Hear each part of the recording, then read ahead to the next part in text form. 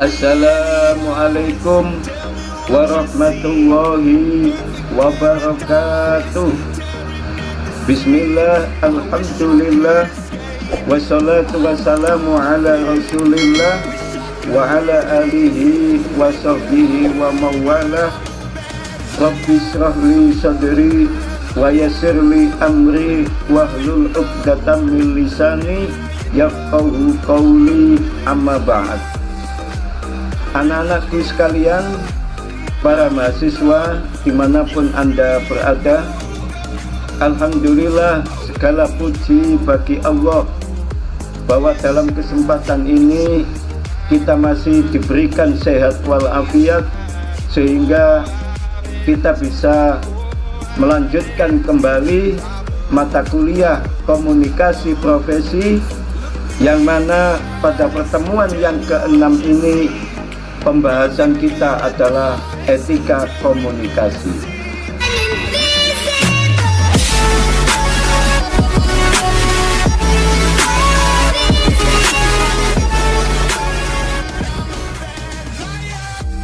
Saudara-saudara mahasiswa dimanapun Anda berada, sebelum kita membahas lebih jauh tentang etika komunikasi, maka perlu kita ketahui apa itu pengertian norma, apa itu pengertian etika, dan apa itu pengertian etiket. Secara etimologi, kata norma berasal dari bahasa Belanda norm, yang berarti pokok kaidah, patokan, atau pedoman. Dalam kamus hukum umum, kata norma atau norm diberikan pengertian sebagai akidah yang menjadi petunjuk, pedoman bagi seseorang untuk berbuat atau tidak berbuat dan bertingkah laku dalam lingkungan masyarakatnya. Misalnya norma kesopanan, norma agama, dan norma hukum.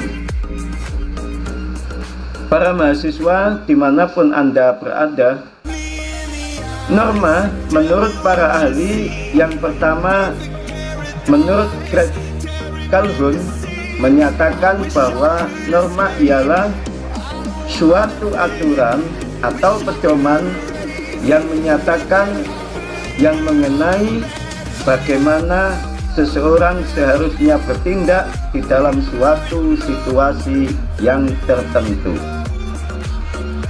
Yang kedua, norma menurut Robert M. Lawang menyatakan bahwa norma adalah suatu acuan dalam bertingkah laku sehingga memberikan kemungkinan bagi seseorang untuk menentukan apakah tindakan yang dilakukannya itu dinilai orang lain, di mana juga merupakan ciri bagi orang lain tersebut untuk menolak atau bahkan mendukung tingkah lakunya.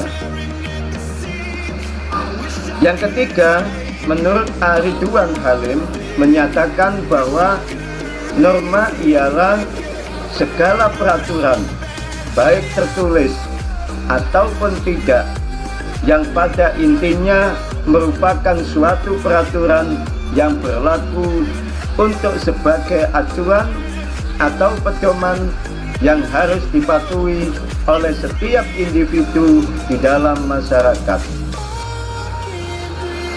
Yang keempat, menurut Surjono Sukanto, norma adalah sebuah perangkat yang dibuat untuk mengatur hubungan di dalam suatu masyarakat agar dapat berjalan sebagaimana yang diharapkan.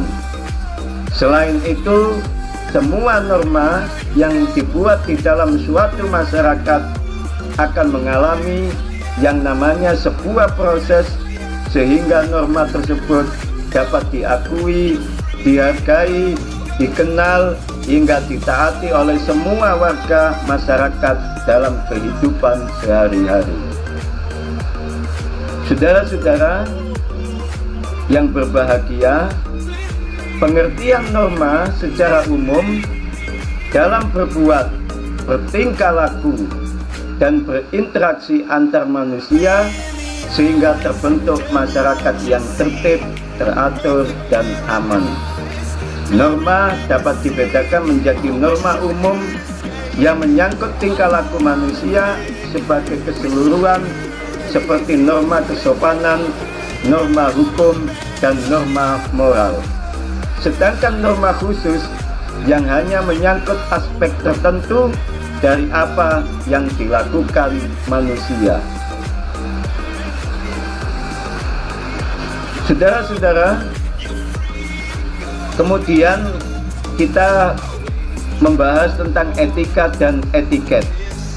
Etika berasal dari kata Yunani ethos, berarti adat istiadat atau kebiasaan. Dalam pengertian ini, etika berkaitan dengan kebiasaan-kebiasaan hidup yang baik, yaitu baik pada diri seseorang maupun pada suatu masyarakat. Secara harfiah, etika berarti sistem nilai tentang bagaimana manusia harus hidup baik sebagai manusia sosial dalam sebuah adat kebiasaan yang kemudian terwujud di dalam pola perilaku yang baik dan terulang dalam kurun waktu yang lama. Saudara-saudara mahasiswa dimanapun Anda berada, macam-macam etika ada dua, etika deskriptif dan etika normatif. Etika deskriptif berbicara mengenai fakta apa adanya,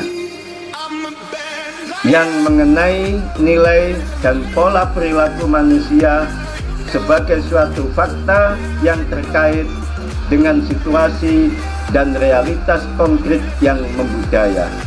Contohnya, menjaga sopan santun ketika berbicara di depan publik.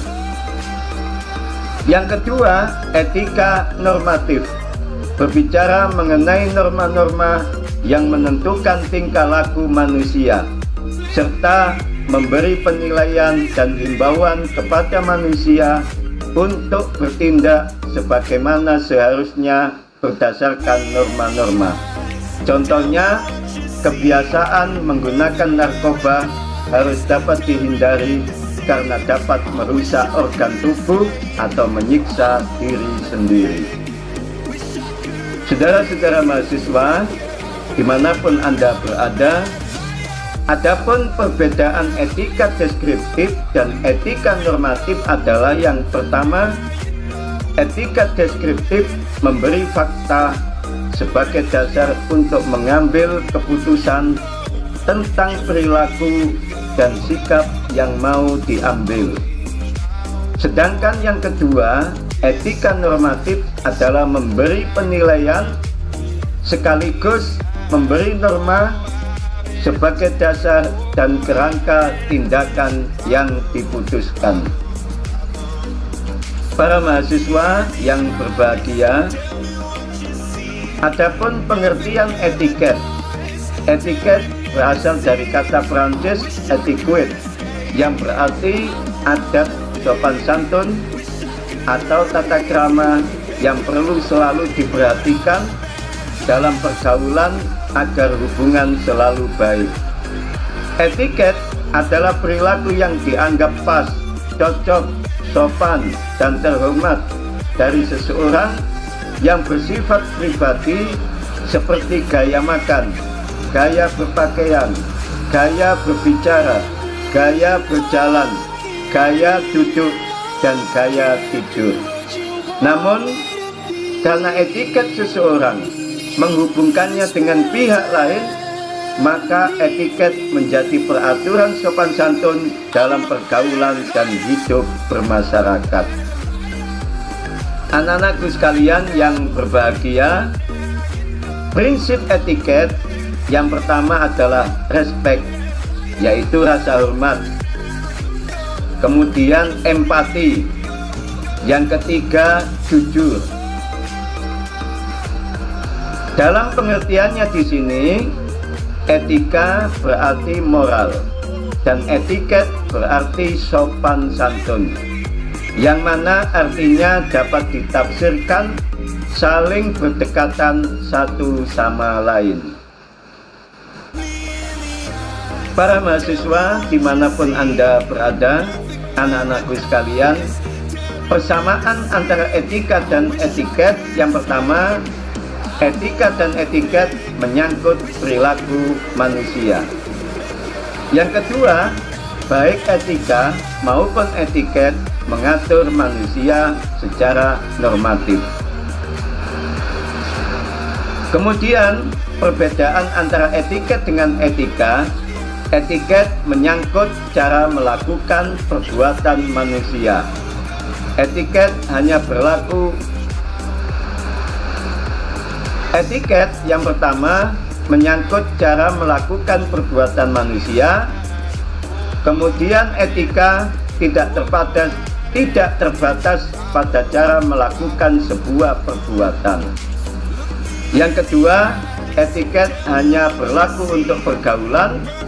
Etika selalu berlaku walaupun tidak ada orang lain.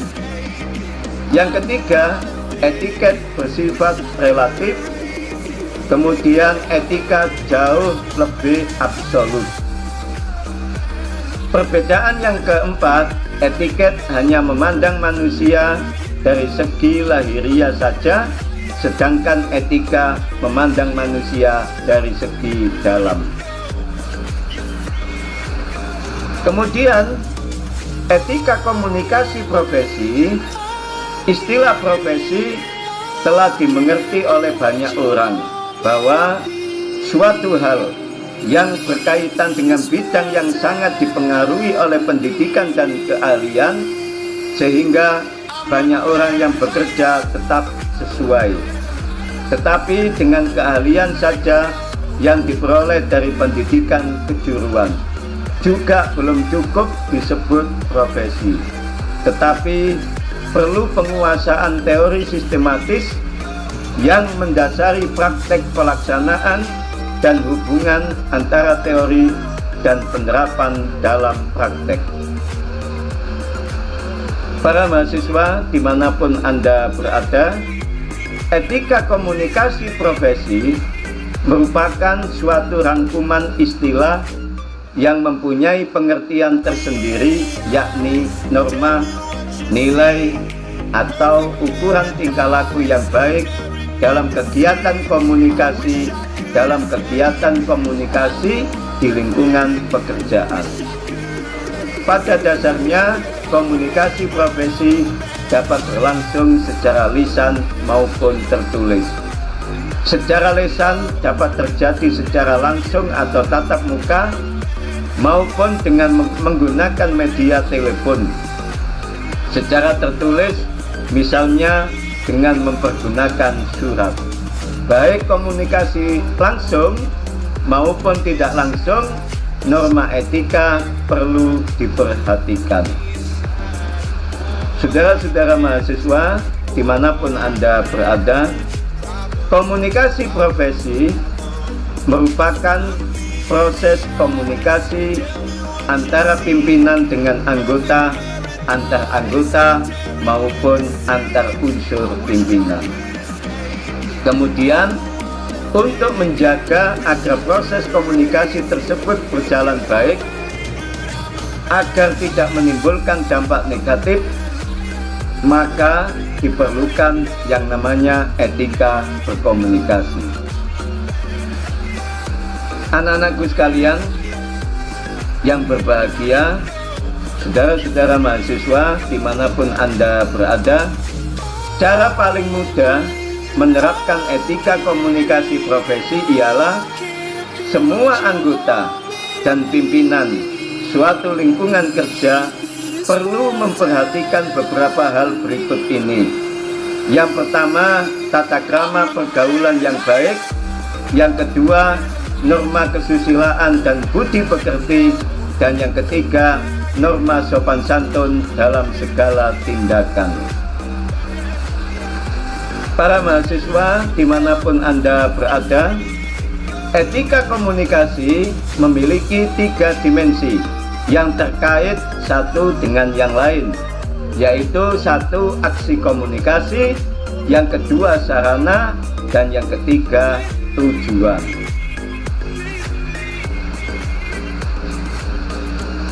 Pengertian kode etik profesi. Menurut Abdul Qadir Muhammad, kode etik profesi merupakan produk etika terapan karena dihasilkan berdasarkan penerapan pemikiran etis atas suatu profesi. Kode etik profesi dapat berubah dan diubah seiring dengan perkembangan ilmu pengetahuan dan teknologi, sehingga anggota kelompok profesi tidak akan ketinggalan zaman. Saudara-saudara mahasiswa dimanapun Anda berada, setiap kode etik profesi selalu dibuat tertulis yang tersusun secara teratur, rapi, lengkap, tanpa cacat dalam bahasa yang baik, sehingga menarik perhatian dan menyenangkan pembacanya. Semua yang tergambar adalah perilaku yang baik-baik. Akan tetapi di balik semua itu akan terdapat kelemahan-kelemahan sebagai berikut. Yang pertama, idealisme yang terkandung dalam kode etik profesi tidak sejalan dengan fakta yang terjadi di sekitar para profesional, sehingga harapan sangat jauh dari kenyataan. Yang kedua, kode etik merupakan himpunan norma moral yang tidak dilengkapi dengan sanksi yang keras karena keberlakuannya semata-mata berdasarkan kesadaran profesional. Para mahasiswa dimanapun Anda berada, anak-anakku sekalian yang berbahagia, tujuan dari kode etik profesi yang pertama, menjunjung tinggi martabat profesi. Yang kedua, menjaga dan memelihara kesejahteraan anggota. Yang ketiga, meningkatkan pengabdian para anggota profesi. Yang keempat, meningkatkan mutu profesi. Yang kelima, meningkatkan mutu organisasi profesi. Yang keenam, meningkatkan layanan di atas keuntungan pribadi. Yang ketujuh, mempunyai anggota profesional yang kuat dan terjalin erat. Dan yang kedelapan, menentukan baku standarnya sendiri. Para mahasiswa dimanapun Anda berada, kode etik profesi pada dasarnya adalah norma perilaku.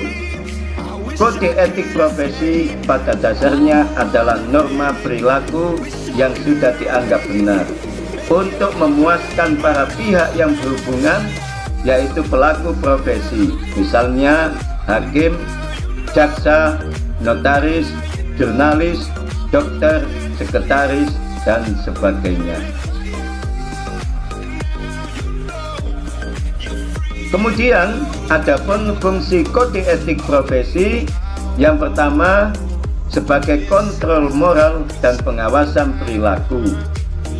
Yang kedua, menuntut terbentuknya integritas moral di kalangan pengembang profesi.